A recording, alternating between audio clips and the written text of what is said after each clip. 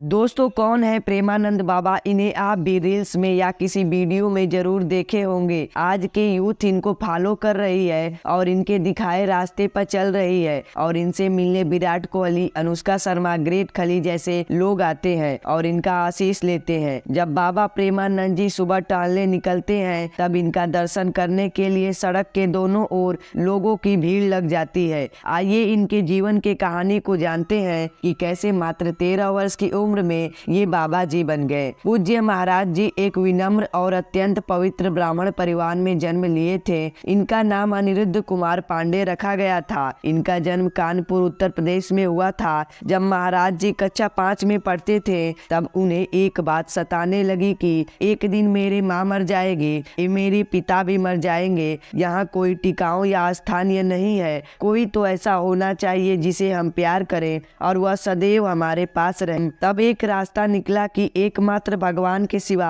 कोई ऐसा नहीं है जो हर पल हमेशा हमारे साथ रहे। 13 वर्ष की उम्र में उन्होंने घर का त्याग कर दिया और भाग कर बनारस के घाटों में गए। पिता आए मनाने, उन्होंने बस कहा मुझे बस भगवत प्राप्ति करनी है। उनके पिता मान गए और बोले कि जो करना है वो करो, पर मुझे ये कभी भी सुनने में नहीं आना चाहिए कि तुम किसी बेविचार या गंदे आचरण में हो। महाराज जी ने वचन दिया कि मुझे बस भगवत प्राप्ति से मतलब है, आपको कुछ गलत सुनने में नहीं आएगा। उसके बाद उनका आधा जीवन बनारस के घाटों पर अत्यंत कष्ट से गुजरा। शुरुआत में उनकी तपोस्थली बनारस में ही थी। बनारस में महाराज जी का नित्य प्रति का नियम था कि गंगा जी में दिन भर में 3 बार स्नान करना।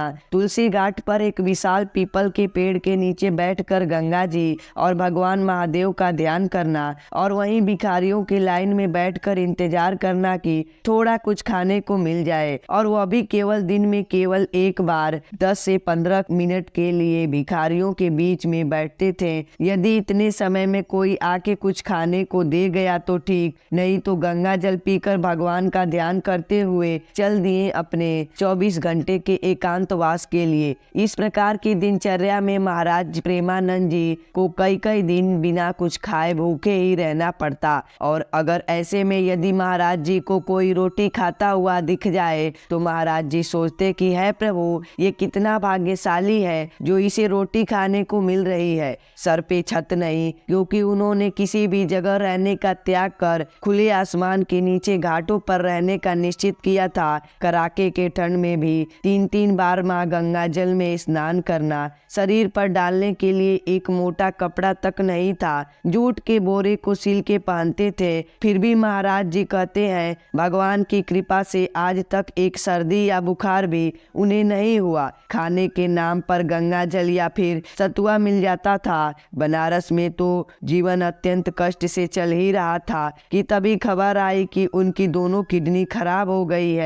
जहाँ रहते थे वहाँ से निकाल दिए गए। अब आइए जानते हैं कि महाराज जी बनारस से वृंदावन कैसे आए। रोज की ही तरह महाराज जी ध्यान कर रहे थे कि तभी ध्यान में यह आया कि कैसा होगा वृंदावन, पर उन्होंने इस बात पे उतना ध्यान नहीं दिया। अगले दिन रोज के नियम अनुसार तुलसी घाट पर महाराज जी बैठे हुए थे कि तभी एक अपरिचित संत उनके पास आए और बोले कि महाराज जी, विद्यालय में एक धार्मिक आयोजन का प्रबंध किया गया है जिसमें दिन में श्री चैतन्य लीला एवं रात्रि में रास लीला का मंचन होना है। चलो महात्मा, हम दोनों लीला का दर्शन करने चलते हैं। महाराज जी ने तो कभी रास लीला तो देखी नहीं थी। महाराज जी का स्वभाव था हमेशा एकांत में रहना और एकांतवास करना, इसलिए उन्होंने उस बाबा जी से कह दिया आप जाइए, मुझे आवश्यकता नहीं। तो वे बाबा जी फिर बोले, अरे महात्मा, श्री धाम वृंदावन से कलाकार आए हुए हैं। और महाराज जी उन बाबा जी के साथ लीला देखने चले गए। श्री चैतन्य लीला और रास लीला महाराज जी को इतनी अच्छी लगी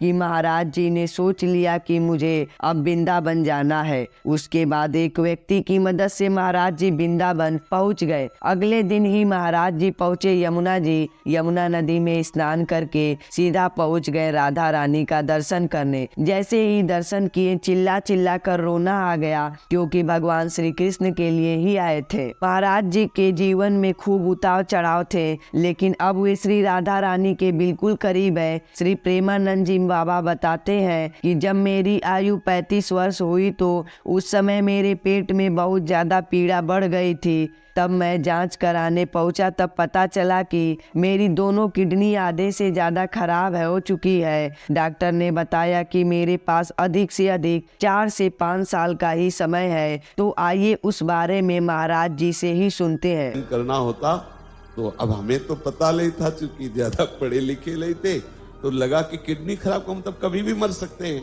डॉक्टर ने कहा था कि आप 5 साल में मर जाओ, तो हम कहा कभी भी मर सकते हैं।